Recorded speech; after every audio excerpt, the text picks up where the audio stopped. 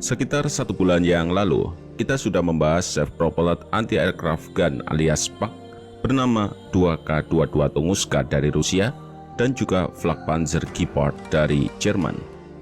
Tapi karena berita dari Rusia sedang hangat-hangatnya, kali ini kita akan membahas mengenai ZSU-234 Silka.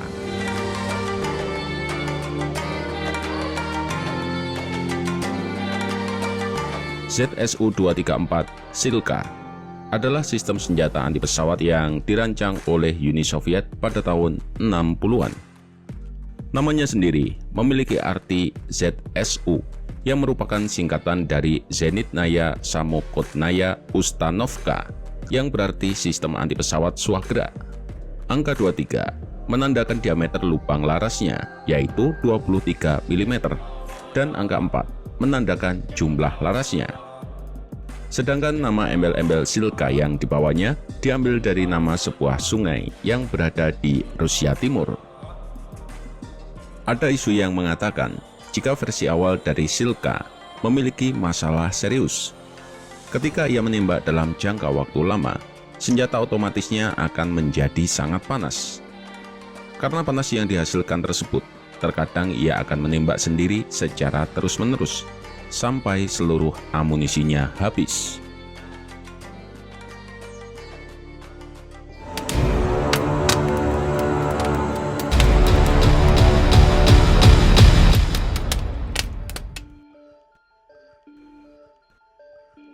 ZSU-234 Silka adalah salah satu sistem anti pesawat yang sangat ditakuti oleh pilot pesawat yang terbang rendah di seluruh dunia. Efektivitas Silka di ketinggian rendah adalah cerita yang terdokumentasi dengan baik karena sistem tersebut telah melihat aksi yang cukup besar dalam beberapa konflik global. Silka awalnya digunakan utamanya untuk Angkatan Darat Soviet dan negara-negara pendukungnya selama Perang Dingin. Kemudian sistem ini diekspor secara besar-besaran seperti ke Asia, Timur Tengah, Afrika, dan Amerika Selatan. ZSU-24 Silka lahir karena kebutuhan Angkatan Darat Uni Soviet untuk meningkatkan kemampuan senjata anti pesawat swagera yang ada. Musuh utama Soviet yaitu Amerika Serikat dan Inggris. Saat itu keduanya mampu menerjunkan pesawat serang darat terbaik termasuk helikopter jika terjadi pecah perang dingin.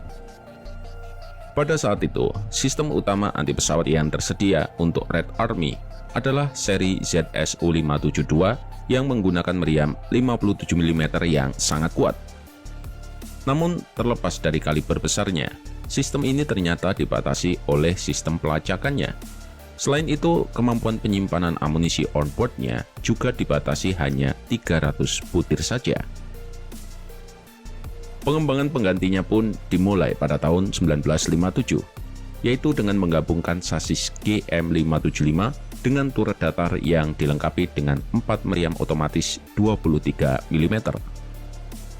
Sistem pendingin air juga dipasang untuk menjaga agar senjata tidak terlalu panas, dan setidaknya 2000 amunisi dapat dibawanya. Sebuah sistem radar juga dipasang untuk membantu awak dalam pelacakan target di bagian belakang atap turret. Silka kemudian bergabung dalam layanan pada tahun 1965, dan dengan cepat ia pun menggantikan semua ZSU-572 di tahun 1970-an. ZSU-234 Silka adalah anti-aircraft weapon system yang telah terbukti menjadi senjata yang sangat efektif melawan pesawat dan helikopter serang musuh dalam segala cuaca baik siang maupun malam. Ia memiliki kecepatan dan akurasi tembakan yang sangat tinggi, serta kemampuan untuk menembak jenis proyektil yang terpisah dari masing-masing meriamnya. Munculnya Silka juga menyebabkan perubahan taktik yang signifikan oleh NATO dalam penggunaan pesawat di ketinggian rendah di atas medan perang. Meskipun sudah usang sebagai senjata anti pesawat jarak pendek modern, Silka masih mematikan untuk kendaraan lapis baja ringan. Dengan tingkat tembakan yang memiliki akurasi tinggi, Silka bahkan dapat menetralisir tank dengan menghancurkan bidikan senjata, antena radio, atau bagian rentan lainnya dari sebuah tank. ZSU-234 Silka dibangun berdasarkan sasis kendaraan GM575. Kendaraan berbobot 19 ton ini memiliki jangkauan hingga 450 km dan kecepatan tertingginya adalah 50 km per jam. Silka memang memiliki kemampuan manuver yang baik, tetapi tenaga mesin dieselnya dirasa tidak cukup untuk kendaraan seberat ini. Akibatnya, ia memiliki kemampuan off-road di bawah standar, dan ia akan tertinggal di belakang main battle tank dan IFV di medan menanjak. Tetapi untuk kendaraan spark seperti Silka, mobilitas bukanlah hal yang paling penting, sehingga dapat dikesampingkan dan tidak dianggap terlalu merugikan. Selama kru Silka dapat menemukan tempat yang aman dan strategis agar mereka bisa mengontrol wilayah udara di atas medan pertempuran. Armor Silka juga terkenal tipis, karena hanya mampu memberikan perlindungan terbatas terhadap tembakan senjata ringan dan serpihan peluru artileri. Dilaporkan bahwa sisi kendaraan ini dapat ditembus oleh peluru standar Soviet 7,62 x 39 mm yang ditembakkan dari senapan serbu. Meski demikian, tak ketinggalan ia tetap dilengkapi dengan sistem proteksi NBC. Untuk bagian meriamnya, Silka dibekali dengan pendingin air dan memiliki kecepatan tembakan antara 850 sampai 1000 putaran per menitnya. Sedangkan jika digabungkan, total kecepatan tembakannya mencapai 3.400 sampai 4.000 putaran per menit.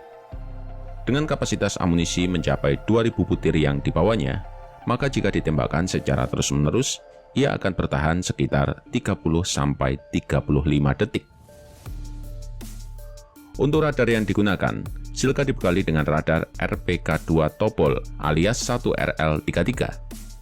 Namun, sistem radar ini memiliki jangkauan deteksi yang pendek selama pencarian target, terutama pada kondisi hujan dan salju. Jangkauan pelacakannya sekitar 6-10 km saja, tergantung pada ketinggian target. Bahkan ada yang mengatakan, jika ia hanya memiliki peluang 30% untuk mengenai target udara. Versi awal Silka memiliki masalah dengan meriamnya.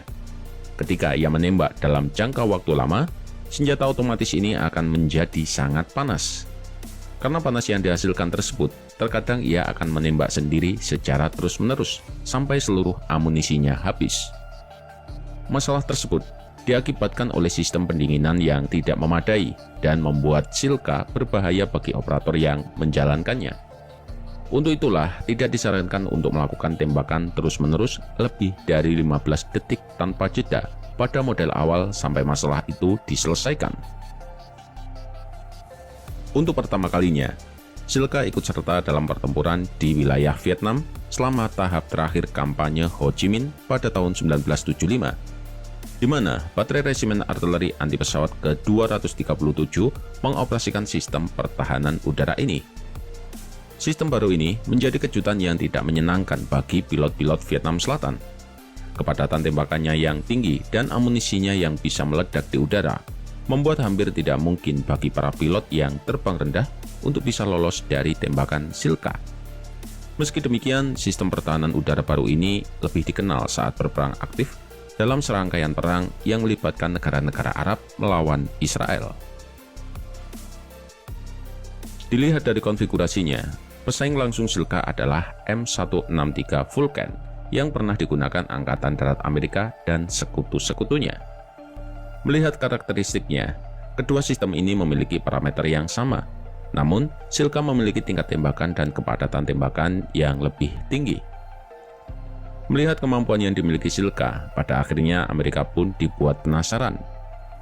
Dari pengamatan yang dilakukan, kemudian memunculkan pesawat-pesawat yang diberi perlindungan lapis baja yang lebih tebal, seperti misalnya pada pesawat serang darat A-10 Thunderbolt II, yang dibuat mampu menahan tembakan amunisi anti pesawat penembus lapis baja kaliber 23 mm seperti yang digunakan oleh Silka. Untuk mengatasi hal ini, para desainer Soviet pada tahun 1980-an lalu melakukan modernisasi mendalam pada Silka, yaitu mengganti senjata utamanya menjadi lebih kuat. Dari sini kemudian lahirlah Tunguska. Meskipun telah muncul desain yang lebih baru, namun Silka tidak benar-benar dilupakan.